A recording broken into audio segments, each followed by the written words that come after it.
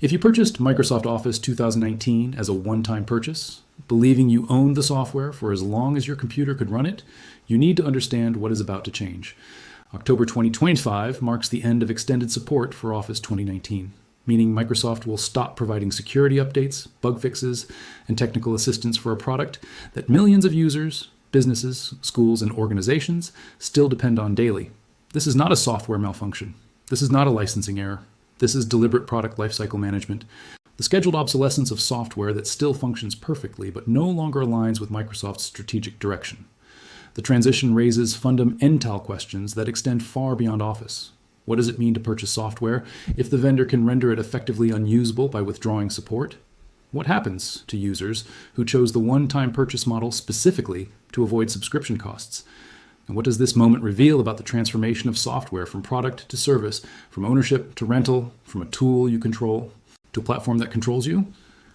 Because Office 2019 reaching end of support is not just about one version of productivity software becoming unsupported. It is about the systematic elimination of software ownership as a concept and its replacement with something fundamentally different. Office 2019 represented Microsoft's last serious commitment to the traditional perpetual licensing model, the business arrangement where users pay once and own the software indefinitely. Released in September 2018, Office 2019 was marketed explicitly as the option for users who wanted desktop applications without subscriptions, without cloud dependencies, and without ongoing payments. The version included Word, Excel, PowerPoint, and Outlook in the Home and Student Edition, with Publisher and Access added in professional editions. It was designed to run entirely locally on Windows PCs and Macs, requiring no internet connection beyond initial activation. The appeal was straightforward. For approximately $150 for home and student or $250 for home and business, users received software they could install and use indefinitely on one computer. There were no recurring fees, no forced updates beyond security patches, no C-Loud services requiring authentication, and no dependence on Microsoft's ongoing infrastructure.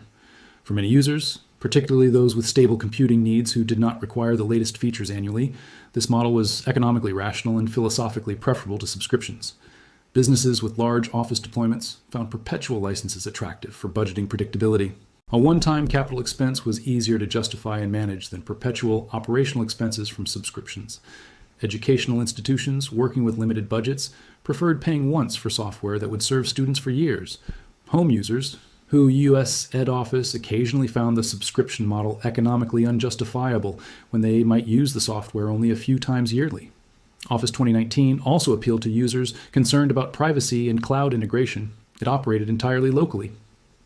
D. Documents stayed on local drives unless users explicitly chose to save them elsewhere.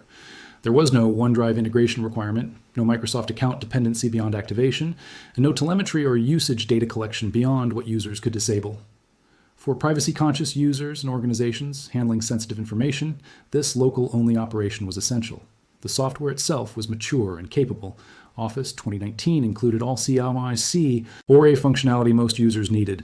It supported modern file formats, had refined interfaces familiar to anyone who had used Office in the previous decade, and performed reliably on a wide range of hardware. For users whose needs were met by this feature set, there was no compelling reason to upgrade beyond Microsoft declaring the version obsolete.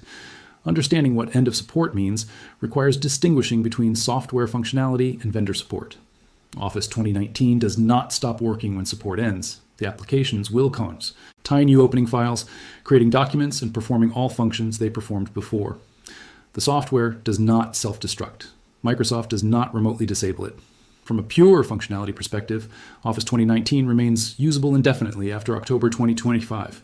What ends is Microsoft's commitment to maintaining the software. Security updates cease first, and most importantly, when vulnerabilities are discovered in Office file parsing, macro handling, or network communication code, Microsoft will not develop or distribute patches for Office 2019. Users running the software after end of support remain permanently vulnerable to any security flaws discovered subsequently.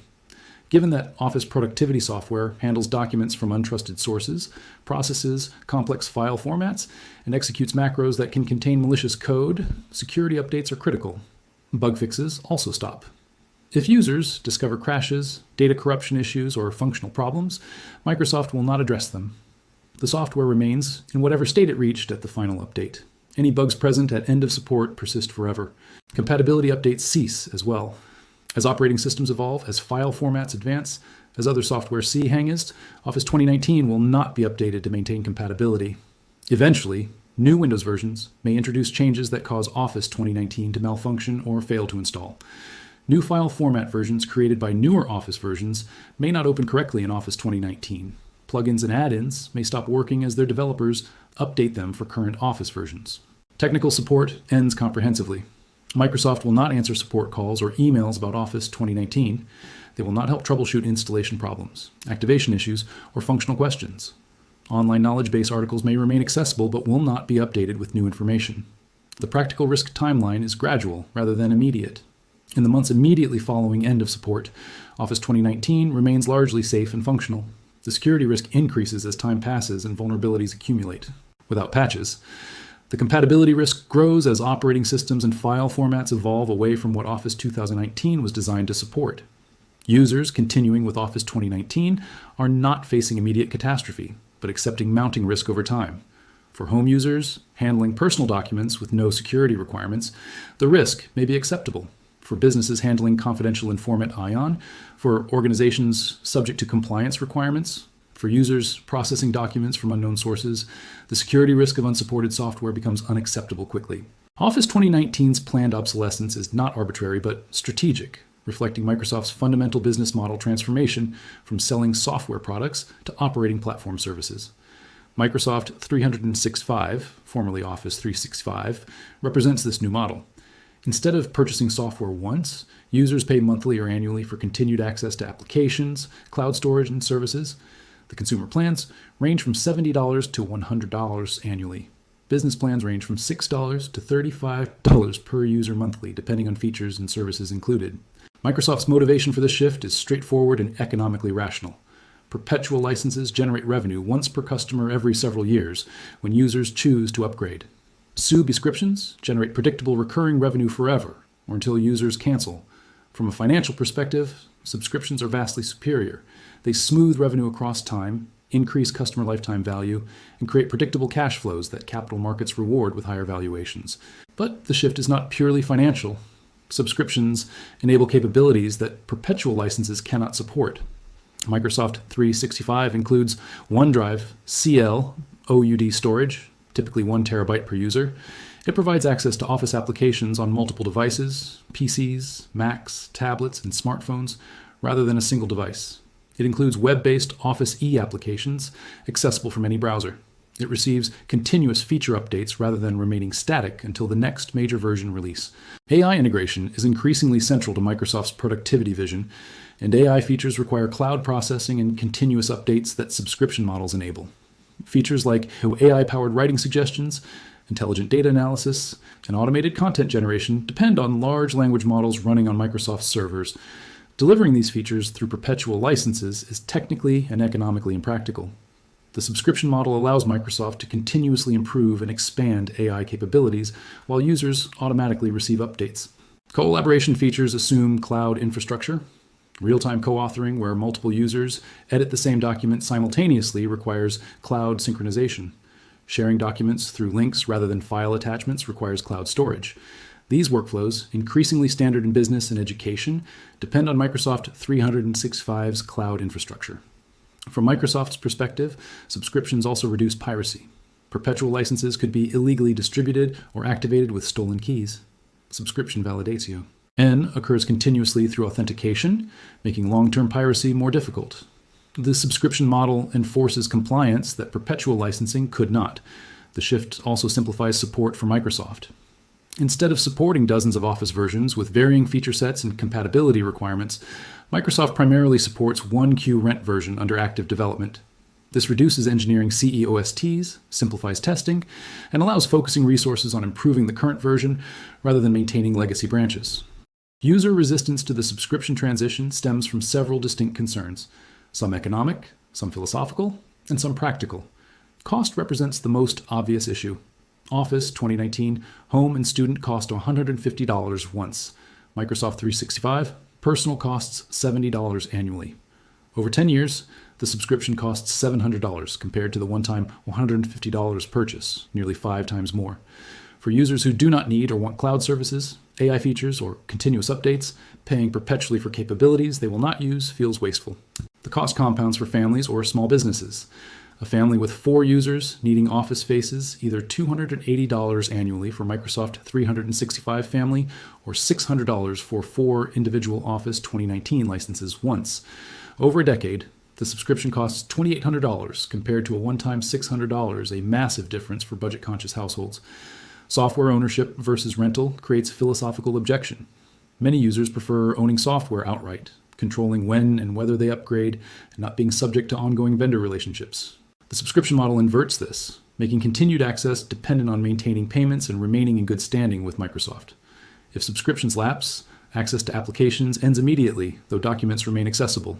Privacy and cloud dependency concern users who prefer keeping documents local. Microsoft 365 aggressively integrates OneDrive, encouraging or requiring cloud storage for certain features.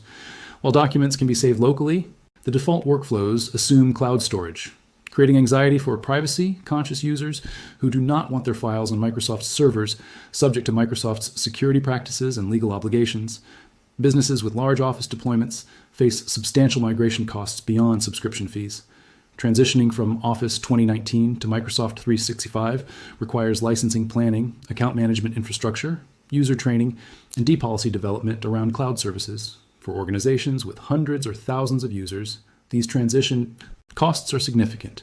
The recurring subscription costs also affect budgets structured around capital expenditures rather than operating expenses. Organizations with compliance requirements or air-gapped environments face technical challenges. Some industries require that data never leave local networks. Microsoft 365's cloud integration makes compliance difficult or impossible. These organizations need perpetual licenses or must invest in complex isolation measures. Online discourse amplifies concerns, sometimes without full accuracy. Claims that Microsoft will remotely disable Office 2019 or that the software will stop working are false. Concerns about forced cloud storage or mandatory online operation are exaggerated, but underlying worries about cost, control, and the shift from ownership to rental are legitimate. Users facing Office 2019's end of support have several paths forward, each with distinct advantages, disadvantages, and implications. The first option is simply continuing to use Office 2019 after support ends. This is legally permissible. The license does not expire. The software continues functioning. F or home users handling personal documents with no security sensitivity, this may be perfectly acceptable. The risks are manageable if users avoid opening files from untrusted sources, disable macros by default, and maintain good security practices. However, this path is inappropriate for businesses, for users handling confidential information, or for anyone processing documents from unknown sources regularly. The accumulating security risk as unpatched vulnerabilities are discovered makes continued use of unsupported software indefensible in security-conscious environments. The second option is upgrading to a newer perpetual license version. Office 2021, released in October 2021, is the current perpetual license option. It costs approximately $150 for home and student, $250 for home and business, mirroring Office 2019 pricing. Office 2021 receives support until October 2026, providing 5 more years of security updates. For users wanting to extend the perpetual license model, this adds years of supported operation. However, Office 2021 is likely Microsoft's last perpetual license release, or among the last. The trend is definitively toward subscriptions. Purchasing Office 2021 merely delays the same end-of-support scenario users currently face with Office 2019. It buys time, but does not resolve the underlying issue that Microsoft is phasing out perpetual licenses entirely. The third option is subscribing to Microsoft 365. This provides the most features, the longest support, and the fullest integration with Microsoft's ecosystem. For users who value cloud services, who want AI features, who need Office on multiple devices, or who collaborate frequently, Microsoft 365 provides genuine value. The continuous updates ensure the software never becomes obsolete. The security updates continue indefinitely. The cost is perpetual, but Microsoft 365 includes services beyond Office applications. 1 terabyte of OneDrive storage alone costs $70 annually if purchased separately. Email hosting, Skype minutes, advanced security features all add value for users who utilize them. For power users, families sharing a subscription, or businesses needing collaboration tools, the value proposition can justify the cost. The fourth option is migrating to alternative Office suites. LibreOffice is a free open source Office suite with word processing. spreadsheet, presentation, and database applications. It reads and writes Microsoft Office file formats with good but imperfect compatibility. For users whose documents are straightforward, LibreOffice provides capable productivity tools at no cost and with no vendor lock-in. Google Workspace offers cloud-based Office applications through web browsers. The free tier provides basic functionality. Paid tiers add features and storage. For users comfortable with cloud-only operation, Google Workspace is mature and capable. The compatibility limitations are real. Complex Microsoft Office DocuMe. NTS may not render correctly in LibreOffice. Advanced Excel features, intricate Word layouts, PowerPoint animations may not translate perfectly. Users sharing documents with others using Microsoft Office may encounter formatting issues, but for many users, particularly those creating simple documents, SPR sheets, and presentations, the compatibility is sufficient. Each path involves trade-offs between cost, features, compatibility, and control. No option is objectively correct for all users. The decision depends on individual needs, budget, technical comfort, and philosophical preferences about software ownership. Office 2019's transition to unsupported status is one data point in a much larger transformation, reshaping the entire software industry. The shift from perpetual licenses to subscriptions, from products to services, from ownership to access, is occurring across virtually all commercial software categories. Adobe transitioned Creative Suite to Creative Cloud subscriptions, Autodesk Movie, AutoCAD to subscriptions. Accounting software, development tools, productivity applications, all are following the same trajectory. The drivers are identical across vendors. Subscriptions generate predictable recurring revenue. They reduce piracy. They enable continuous updates and cloud services. They create ongoing customer relationships that increase lifetime value. From a business perspective, subscriptions are superior to perpetual licenses in virtually every measurable way. Shareholders reward companies making this transition with higher valuations. For users, the impact is profound and multifaceted. Software costs become ongoing rather than occasional. Over long time frames, subscriptions cost significantly more than periodic purchases, but subscriptions also eliminate large upfront costs, spreading expenses over time in ways that can be budgetarily easier for some users and organizations. Control shifts from user to vendor. With perpetual licenses, users controlled when and whether they upgraded. With subscriptions, vendors control feature availability, can modify or remove features, and can require users to accept changes to continue access. This power imbalance favors vendors at users' expense. Cloud integration becomes presumed rather than optional. Subscription models enable and encourage cloud services that create vendor lock-in and data dependencies. Once workflows depend on cloud infrastructure, migrating away from that vendor becomes extremely difficult, reducing competition and user leverage. AI-powered features increasingly justify subscription costs. Vendors argue that AI capabilities, which require massive cloud infrastructure and continuous model training, cannot be delivered through one-time purchases. This may be technically accurate, but it also conveniently aligns with vendors' preference for subscriptions. The philosophical question is whether this transformation serves users or merely serves vendors.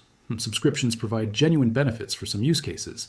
They ensure software remains current. They reduce large upfront costs. They include services that add value, but they also extract ongoing payment. S for software that previously required only occasional purchases, concentrate power with vendors, and eliminate software ownership as a concept. Office 2019 reaching end of support in October 2025 is not a technical failure or a licensing error. It is the planned obsolescence of a product whose business model Microsoft has abandoned. The software will continue functioning. The files will continue opening. But the support, the SECA, Unity updates, the vendor relationship, all end because Microsoft has decided that the future is subscriptions, not ownership. For users who purchased Office 2019 believing they owned the software, this feels like betrayal. They paid for a product they expected to use indefinitely. Now they are being pushed toward ongoing payments or accepting mounting security risk. But from Microsoft's perspective, this is simply product lifecycle management. All software eventually becomes unsupported. Office 2019 received 7 years of support from release to end of support. That is reasonable by industry standards.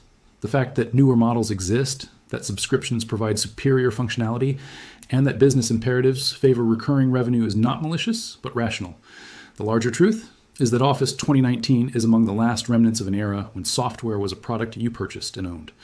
That era is ending not because users demanded change, but because vendors discovered that subscriptions generate more revenue and more control. Heat transformation is nearly complete. Users can resist, can seek alternatives, can continue using unsupported software. But the direction is set. The future of software is subscriptions, services, and cloud platforms. The future is ongoing payments for ongoing access. The future is renting the tools you use rather than owning them. Whether this future is better or worse depends on your values and your needs. If you want the latest features, the best security, the fullest integration, subscriptions deliver. If you want to pay once and retain control, if you want software that is yours regardless of vendor decisions, that future is disappearing. Office 2019's end of support marks another milestone in that disappearance. Not the first, not the last, but visible enough that anyone paying attention should recognize what is being lost. The question is whether we will accept this transformation or demand that ownership, not just access, remains an option. Because once ownership is gone, once every tool we use requires ongoing payments to vendors who control access, we will have traded independence for convenience. And we may discover too late that the price was higher than we realized.